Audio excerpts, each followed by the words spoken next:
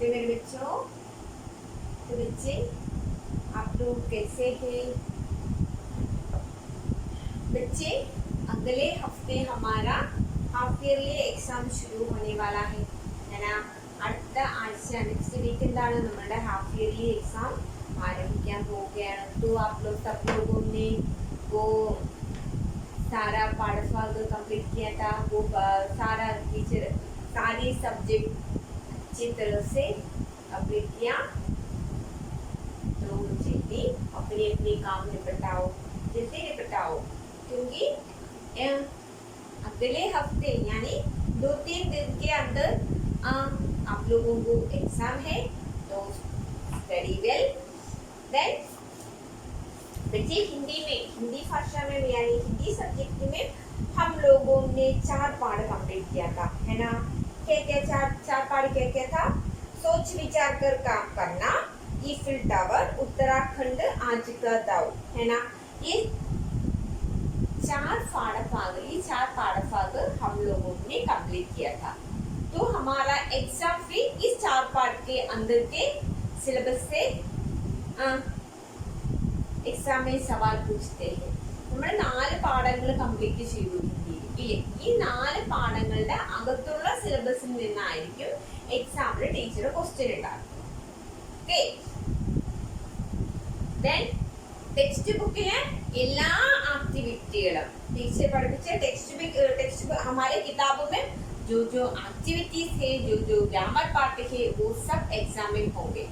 നമ്മുടെ ടെക്സ്റ്റ് ബുക്കിൽ എന്തൊക്കെ ആക്ടിവിറ്റികൾ ഉണ്ടോ അല്ലെങ്കിൽ എന്തൊക്കെ ഗ്രാമർ പോർഷൻസ് ഉണ്ടോ അതെല്ലാം ടീച്ചർ എക്സാമിൽ ചോദിക്കും. മനസ്സിലായല്ലോ? देन अगला हमारा फर्स्ट पार्ट हमारा फर्स्ट पार्ट എന്താണ്? सोच विचार कर काम करना. Look before you leave means എന്താണ്? നമ്മൾ ഒരു കാര്യം जो भी कार्य करने से पहले हमें 2 बार सोच करना चाहिए അല്ലേ? നമ്മൾ ഏത് കാര്യങ്ങൾ ചെയ്താലും 2 വട്ടം നമ്മൾ എന്ത് ചെയ്യണം? ചിന്തിക്കണം അല്ലേ? हमें 2 बार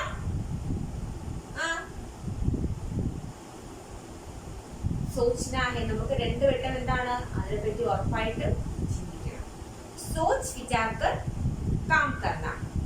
इस എന്താണ് वो एक कहानी है. कहानी मीन्स यानी प्रोस यानी गद्य के विधा में आते हैं. उसमें इस कहानी का गुणपाठ था सोच विचार कर काम करना, यानी जो भी कार्य करने से पहले हमें 2 या 3 बार सोचना जरूरी है. इसमें कई नए शब्द आते हैं. इस प्रोस में कई नए शब्द आते हैं. तो आप लोग नए शब्द ഇപ്പൊ ഈ പാഠത്തിലാകട്ടെ. देन हमारा अगला पाठ है ईफिल टावर അല്ലേ? ईफिल टावर എന്ന പാഠഭാഗത്തിലാവട്ടെ. देन हमारा ഉത്തരാഖണ്ഡ് എന്ന പാഠഭാഗത്തിലാവട്ടെ. അതുപോലെ എന്താണ് आज का दाव എന്ന പാഠഭാഗത്തിലാകട്ടെ. हमें बहुत सारा नया वर्ड सीखा था അല്ലേ? നമ്മൾ കുറേ പുതിയ വേർഡുകൾ പഠിച്ചിരുന്നു ഇല്ലേ മക്കളെ? देन ഉറപ്പായിട്ടും ടീച്ചർ എന്താണ് ഗ്ലോസറി വേർഡുകൾ നിങ്ങൾക്ക് ചോദിക്കും. ഗ്ലോസറി വേർഡുകൾ ഉറപ്പായിട്ടും എഴുതാനായിട്ട് ചോദിക്കും.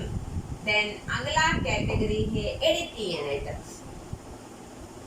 ഇപ്പൊ നിങ്ങള് ഉത്തരാഖണ്ഡ് എന്ന പാഠഭാഗത്തില് അൾട്ടാ പുൾട്ടാ മീൻസ് എന്താണ്? ഒരു വേർഡിനെ ടീച്ചർ തിരിച്ചും മറിച്ചും തരും. വേർഡ് കറക്റ്റ് ആയിട്ട് എഴുതാനായിട്ട് നിങ്ങൾ പഠിച്ചു. അപ്പൊ ആ ഒരു മോഡലിലെ ക്വസ്റ്റ്യൻസ് ഉറപ്പായിട്ടും ഉണ്ടാകും. ഓക്കെ. देन അപ്പൊ ഉറപ്പായിട്ടും ടീച്ചർ പറഞ്ഞ ക്വസ്റ്റ്യൻസ് എന്താണ്? നമ്മുടെ ഗ്ലോസറി 4 ടെക്സ്റ്റ് ബുക്കിലുമുള്ള പുതിയ വേർഡുകൾ നന്നായിട്ട് പഠിക്കുക. देन ഈ 4 പാഠഭാഗങ്ങളും अच्छी तरह से पढ़ो. एक शब्द भी दिमाग में സഫാൽ हो. ഓക്കെ. നമ്മൾ പഠിക്കുന്ന 4 ഓരോരോ പുതിയ വേർഡുകൾ നമ്മൾ എന്ത് ചെയ്യണം? മനസ്സിൽ നന്നായിട്ട് ഓർമ്മിച്ച് വെച്ചിരിക്കണം. മനസ്സിലായ മക്കളെ? देन ഇനി ടീച്ചർ പറയാൻ പോകുന്നത്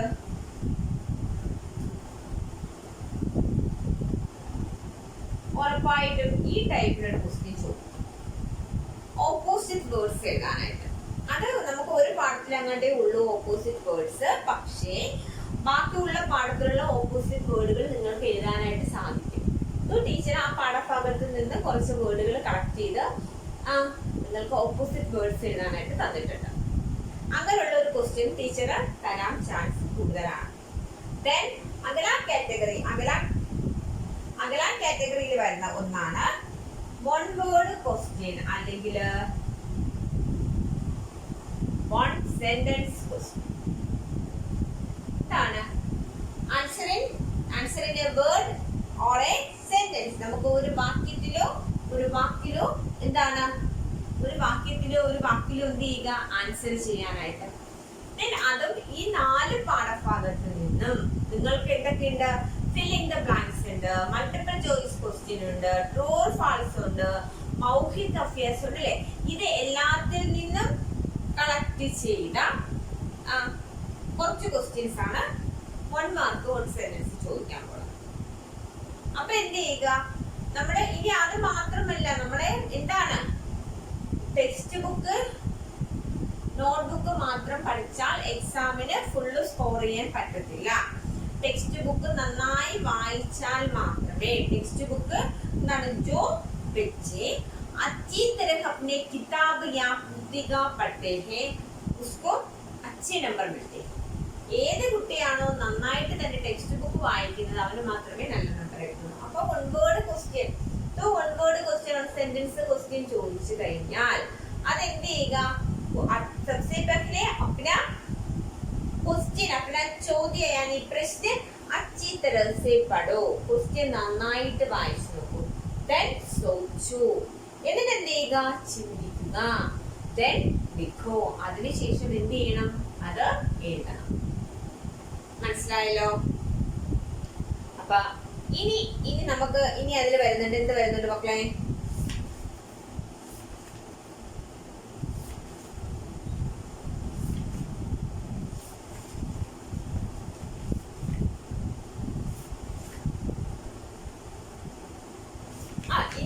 ഇനി വരുന്നവരെന്ന് വെച്ച് കഴിഞ്ഞാൽ ടീച്ചർ ഉറപ്പായിട്ടും ചോദിക്കും എന്ന് പറഞ്ഞ 2 ക്വസ്റ്റ്യൻസ് ഉണ്ട്. ആ ക്വസ്റ്റ്യൻസ് ഏതൊക്കെയെന്ന് പറയത്തില്ല. 5 മാർക്കിന് 2 ക്വസ്റ്റ്യൻസ് ടീച്ചർ ചോദിക്കും. അത് ഞാൻ നിങ്ങൾക്ക് ആൻസർ സെൻഡ് ചെയ്ത സമയത്ത് ഞാൻ നിങ്ങളുടെ അടുത്ത് പറഞ്ഞു, ഇത് പല പബ്ലിക് എക്സാമിനും ആവർത്തിച്ച് ചോദിച്ച ക്വസ്റ്റ്യൻ ആണ്. നന്നായിട്ട് പഠിക്കാനായിട്ട് ടീച്ചർ പറഞ്ഞിട്ടുണ്ട്. അപ്പൊ എന്ത് ചെയ്യുക? അപ്പൊ നിങ്ങൾ ആലോചിക്കുക, ടീച്ചർ എന്താണ് ജനറൽ ആയിട്ട് എന്തെങ്കിലും ആക്ടിവിറ്റി 5 മാർക്കിന് എഴുതുന്ന രീതിയിൽ തന്നിട്ടുണ്ടോ? ക്വസ്റ്റ്യൻ ആൻസറുകളിൽ ഏതെങ്കിലും 5 മാർക്കിന് എഴുതുന്ന രീതിയിലുള്ള ക്വസ്റ്റ്യൻ ആൻസറുകൾ ഉണ്ടോ എന്ന് നന്നായിട്ട് ചെക്ക് ചെയ്യുക. അത് രണ്ടും പഠിക്കുക. ചിലപ്പോൾ 2 കാണും, ചിലപ്പോൾ 3 കാണും. അത് എത്ര എണ്ണം തന്നിട്ടുണ്ടോ അത് അത്രയും നന്നായിട്ട് പഠിക്കുക. കവിത കാണാതെ പഠിക്കേണ്ട, കവിത ടീച്ചർ ചോദിച്ചിട്ടില്ല. ഓക്കെ. അപ്പോഴ് അടുത്ത കാറ്റഗറിയിൽ എന്താണ്? എസ്സേ ടൈപ്പ് ക്വസ്റ്റ്യൻസ് ഉണ്ട്. Then അഗലാ കാറ്റഗറി ഷോർട്ട് ആൻസർ, അതായത് write the answers in 2 or more sentences. 2 or അതിലധികമോ സെന്റൻസുകൾ കൊണ്ട് ഉത്തരമിടാം. 4 പാഠത്തില് ആൻസർ ദ ഫോളോയിങ് ക്വസ്റ്റ്യൻസ് ഒരുപാടുണ്ട്. അതിൽ നിന്ന് ടീച്ചർ തിരഞ്ഞെടുത്ത ക്വസ്റ്റ്യൻസ് ആണ് ചോദിച്ചിരിക്കുന്നത്. അപ്പൊ ആ ക്വസ്റ്റ്യൻസ് എന്ത് ചെയ്യുക? തന്നിരിക്കുന്ന ക്വസ്റ്റ്യൻസ് എന്ത് ചെയ്യുക? നന്നായിട്ട് വായിക്കുക. വായിച്ച് അതിന്റെ അർത്ഥം മനസ്സിലാക്കുക. വായിച്ചു പഠിക്കുക, എഴുതി പഠിക്കുക. ഓക്കെ. അപ്പൊ എന്ത് ചെയ്യാം? അതും നമുക്ക് ആൻസർ എഴുതാനായിട്ട് പറ്റും. ദെൻ നമുക്ക് ഗ്രാമർ പാർട്ടുകളുണ്ട്. ഗ്രാമർ പോർഷൻസിൽ ടീച്ചർ ഇപ്പൊ നിങ്ങൾക്ക് എന്താ പ്രോനൗൺ മാത്രമേ നന്നായിട്ട് പഠിപ്പിച്ചിട്ടുള്ളൂ. പ്രോനൗണും പ്രത്യേകങ്ങളും ചേർത്ത് എഴുതുന്നതും ഇല്ലേ? അപ്പൊ എന്താണ് പ്രോനൗൺ, അല്ലെങ്കിൽ എന്താണ് കേസ്, അല്ലെങ്കിൽ എന്താണ് പ്രോനൗണും കേസും എന്താണ് രണ്ടും കൂടി ടുഗദറിലാവുമ്പോഴ്, രണ്ടും കൂടി ഒരുമിച്ചാവുമ്പോഴ് അതിന് എന്ത് വ്യത്യാസം വരും എന്നുള്ള കാര്യങ്ങളും നന്നായിട്ട് പഠിക്കുക. അത്രയും കാര്യങ്ങൾ പഠിക്കാൻ പറ്റുമല്ലോ. നിങ്ങൾക്ക് കോമൺ ആയിട്ട് പറഞ്ഞിട്ടുള്ള ഒരു ക്വസ്റ്റ്യൻസ് ഉണ്ട്. എന്താണ്? तो हम अभी 7वीं कक्षा में पढ़ते हैं, तो हम अभी अല്ലെ ബിഗ് ബെഞ്ച് എന്താണ്? ബെഞ്ച് അല്ലെ? നമ്മളിപ്പോ 7th സ്റ്റാൻഡേർഡിലാണ് പഠിക്കുന്നത്. അപ്പൊ നമ്മൾ വലിയ കുട്ടികളായിട്ടോ അതുകൊണ്ട് നമുക്ക് എന്ത് ചെയ്യണം? ആ നമുക്ക് എന്തിന് വരണം? നമുക്ക് ട്രാൻസ്ലേഷൻ സ്കില്ല് വരണം. എന്താണ് ട്രാൻസ്ലേഷൻ? എന്താണ് ട്രാൻസ്ലേഷൻ? നമ്മള് ഒരു ഭാഷയില് നിന്ന് വേറൊരു ഭാഷയിലിട്ട് തർജ്ജമ ചെയ്യുന്നത് അല്ലെ? എന്താണ്? हिंदी से इंग्लिश यानी इंग्लिश से हिंदी या हिंदी से मलयालम यानी मलयालम से हिंदी, इसमें कन्वर्ट करना है. जो जो भाषाओं का कन्वर्शन का भाषाओं का कन्वर्शन को हम ट्रांसलेशन करते हैं. ट्रांसलेशन मीन्स अनुवाद. ट्रांसलेशन मीन्स എന്താണ്? അനുവാദ്. तो അങ്ങനെയുള്ള ടൈപ്പ് ക്വസ്റ്റ്യൻസ് ടീച്ചർ ചോദിക്കാം. നിങ്ങൾക്ക് സുപരിചിതമായിട്ടുള്ള കോമൺ സെന്റൻസുകൾ, മക്കൾക്ക് സുപരിചിതമായിട്ടുള്ള കോമൺ സെന്റൻസുകൾ, ആ കോമൺ സെന്റൻസുകൾ ട്രാൻസ്ലേറ്റ് ചെയ്യാനായിട്ട് ചോദിക്കും. അതൊരു വലിയ ഒരു എന്താ ടഫായിട്ടുള്ള ക്വസ്റ്റ്യൻ ആയിരിക്കുന്നില്ല. പക്ഷേ എന്താണ് നമുക്ക് എന്താണ് ബട്ട് യു ക്യാൻ, നിങ്ങളെ കൊണ്ട് പറ്റും. അപ്പൊ എന്ത് ചെയ്യുക? അങ്ങനെയുള്ള കാര്യങ്ങളുണ്ട്. നമ്മുടെ ഡെയിലി ലാംഗ്വേജസ് അല്ലെങ്കിൽ നമ്മളുടെ എന്താണ് സ്പോക്കൺ ഹിന്ദി ഡെവലപ്പ് ആവാനായിട്ട് ടീച്ചർ കുറച്ച് കാര്യങ്ങൾ ഇതിനിടയ്ക്കിടയ്ക്ക് നിങ്ങളെ പഠിപ്പിച്ചിട്ടുണ്ട്. അങ്ങനെയുള്ള കാര്യങ്ങൾ ഒന്ന് മെമ്മറൈസ് ചെയ്യുക, നോർത്തെടുക്കുക. മനസ്സിലായല്ലോ? അപ്പൊ ടീച്ചർ ആ ഒരു കാറ്റഗറിയിൽ എങ്ങനെയാണ് ക്വസ്റ്റ്യൻസ് വരുന്നതെന്ന് നിങ്ങൾക്ക് പറഞ്ഞു. ഓക്കെ,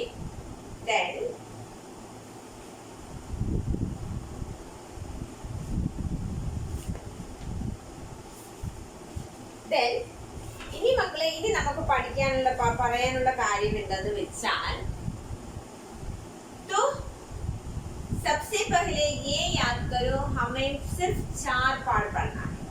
നമ്മുടെ हम लोगों ने 7 पार्ट कंप्लीट किया था, लेकिन एग्जाम में सिर्फ 4 पार्ट पढ़ना है. सबसे पहले ये याद करना है. ओके, ആദ്യം ഈ ഒരു കാര്യം നമ്മൾ ഓർക്കണം. നമ്മൾ 7 പാഠങ്ങൾ പഠിച്ചിട്ടുണ്ട് എങ്കിലും നമുക്ക് എക്സാമിന് 4 പാഠങ്ങൾ മാത്രമേ ടീച്ചർ ചോദിക്കൂ. അത് മനസ്സിലാവൂല്ലോ. അപ്പൊ ആ പാഠങ്ങൾ എന്ത് ചെയ്യുക? നന്നായിട്ട് വായിച്ച് പഠിക്കുക. ഇനി എന്താണ്? അതിൽ വരുന്ന ചെറുതുമായിട്ടുള്ള ചെറിയ വാക്കുകൾക്ക് പോലും അത്രത്തോളം ഇമ്പോർട്ടൻസ് കൊടുത്ത് പഠിക്കുക. അപ്പൊ നിങ്ങൾക്ക് തന്നെ അറിയാം, ടീച്ചർ പഠിപ്പിക്കുമ്പോഴ് നിങ്ങൾക്ക് അതിന്റെ മാക്സിമം എന്താണ് വേർഡ് ബൈ വേർഡ് എടുത്താണ് നിങ്ങൾക്ക് ഞാൻ മീനിങ് പറഞ്ഞു തരുന്നത്. അപ്പൊ നിങ്ങൾക്ക് ഉറപ്പായിട്ടും ആ ചെറിയ വേർഡ് പോലും ക്യാച്ച് ചെയ്യാനായിട്ട് പറ്റും. അപ്പൊ എന്ത് ചെയ്യുക? അത് നന്നായിട്ട് ഓർത്ത് എഴുതുക. മനസ്സിലായല്ലോ? ഏറ്റവും കൂടുതൽ ഇമ്പോർട്ടൻസ് കൊടുക്കുന്നത് word, meaning, one word questions നന്നായിട്ട് പഠിക്കുക. വൺ വേർഡ് ക്വസ്റ്റ്യൻസ് അതിലുള്ള കംപ്ലീറ്റ് കാര്യങ്ങൾ നന്നായിട്ട് പഠിക്കുക.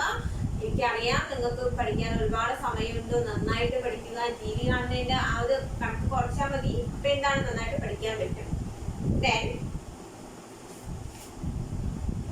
तो बच्चे टीचर एक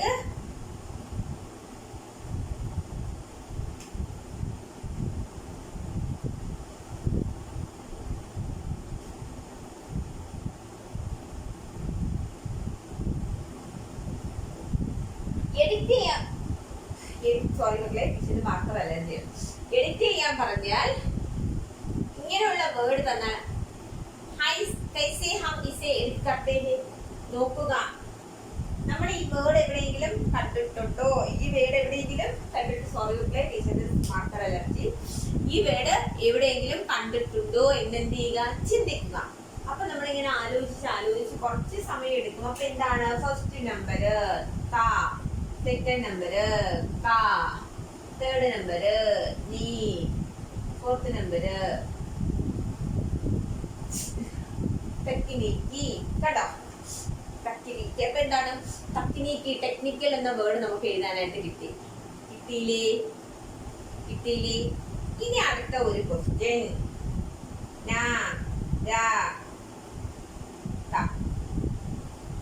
നാരക് കറക്റ്റ് മീനിങ് കിട്ടി. പക്ഷെ നാരകം എന്നുള്ളൊരു വേർഡ് നാരകം എന്നുള്ളൊരു വേർഡ് ഹിന്ദിയില് ഇല്ല. അപ്പൊ നമ്മൾ ഇതിനെ എന്ത് ചെയ്യണം? ചിന്തിക്കണം. ഇത് എങ്ങനെ എഴുതും? കർണ. കണ്ടോ?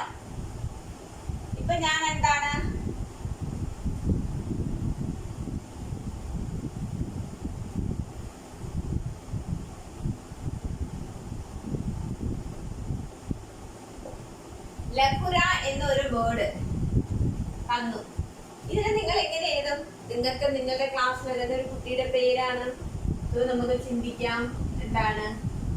രാഹുൽ. കേട്ടോ? അപ്പൊ എഴുത്ത് ചെയ്യുന്ന രീതി അല്പം ഐക്യ ടെസ്റ്റിംഗ് ആണ്. എത്രത്തോളം നിങ്ങൾ ടെക്സ്റ്റ് ബുക്ക് വായിച്ച് മനസ്സിലാക്കി എന്ന് ടീച്ചറിന് അറിയണം. അതുകൊണ്ട് ടെക്സ്റ്റ് ബുക്ക് നന്നായിട്ട് വായിക്കുക, ഓരോ വാക്കുകളും വായിക്കുക. അതാണ് ടീച്ചർ പറയുന്ന हम जो पढ़ते हैं, हम जो कार्य पढ़ते हैं, हम उसे जोर से पढ़ो, जोर से उसका उच्चारण जोर से करो. നമ്മൾ ഏത് കാര്യം വായിച്ചു പഠിച്ചാലും അതെന്ത് ചെയ്യുക? ഉച്ചത്തിൽ വായിച്ചു പഠിക്കുക. മനസ്സിൽ വായിച്ചു പഠിച്ചാൽ അക്ഷരങ്ങൾ മൈൻഡിൽ നിൽക്കത്തില്ല. ഒരുപോലെ നമ്മുടെ ഐയും ഇയറും ബ്രെയിനും പ്രവർത്തിച്ചെങ്കിൽ മാത്രമേ തലയിലകത്ത് എല്ലാം നിൽക്കുള്ളൂ. കേട്ടാ? അപ്പൊ നമ്മൾ എന്ത് ചെയ്യുക? सभी विद्वान तो हम जोर से बोलते समय हमारे कान से यहाँ तक पहुँचते हैं. ये तीनों अंग, ये तीनों अवयव एक साथ कार्यरत होते हैं. तभी हमारी मेमोरी और बढ़ती है. എന്താണ്? നമ്മൾ ഉറച്ചു വായിക്കുന്ന സമയത്ത് നമ്മുടെ ചെവിയും നമ്മുടെ തലച്ചോറും എന്താണ്? ഒരുപോലെ പ്രവർത്തിക്കും. അപ്പൊ എന്ത് ചെയ്യും? നമുക്ക് പെട്ടെന്ന് എന്ത് ചെയ്യാം? അത് ക്യാച്ച് ചെയ്യാനായിട്ട് പറ്റും. നമ്മുടെ മെമ്മറി പവർ കൂടും. മനസ്സിലായല്ലോ?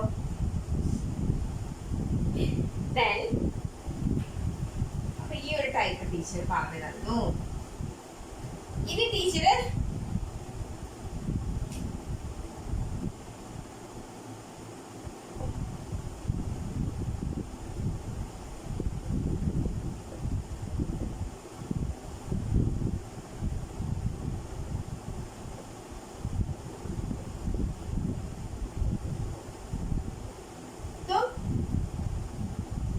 सपोज टीचर ने आप लोगों को ये सेंटेंस दिया था. നിങ്ങൾ എന്ത് ചെയ്യുക? ചിന്തിക്കുക. നിങ്ങൾ എന്ത് ചെയ്യുക? സോറി മക്കളെ, ഈ ഒരു സെന്റൻസ് ശ്രദ്ധിക്കുക. ഈ സെന്റൻസ് ശ്രദ്ധിക്കുമ്പോൾ എന്താണ്? ഈ ഒരു സെന്റൻസ് ശ്രദ്ധിക്കുമ്പോൾ എന്താണ്? അതിനെ നമ്മൾ എന്ത് ചെയ്യുക? ട്രാൻസ്ലേറ്റ്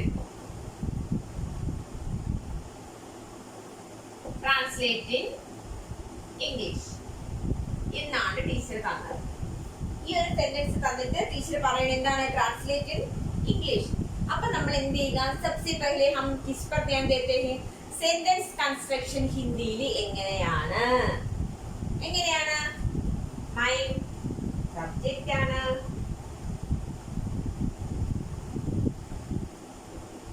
ഒബ്ജക്റ്റ് ആണ്, സഹായക ക്രിയ ഓക്സിലറി വെർബ് ഇവിടെ ഉണ്ട്, അവിടെ വെർബാണ്.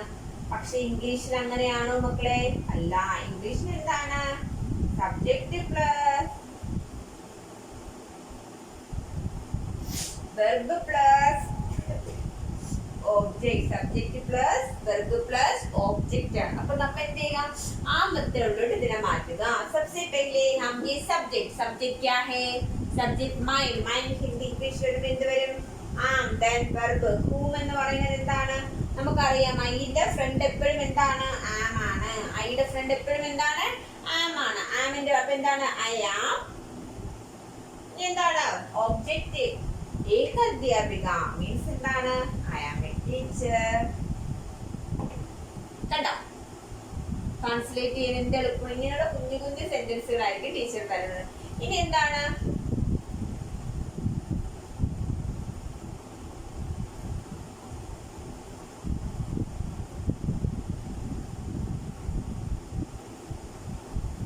ഇംഗ്ലീഷിലെ സെന്റൻസ് തരാം.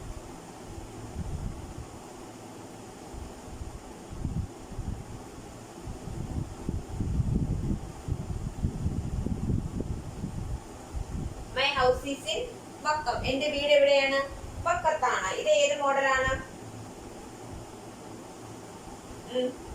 സബ്ജക്റ്റ് ഒബ്ജക്റ്റ് വെർബ് ഇവിടെ കിടപ്പുണ്ട്.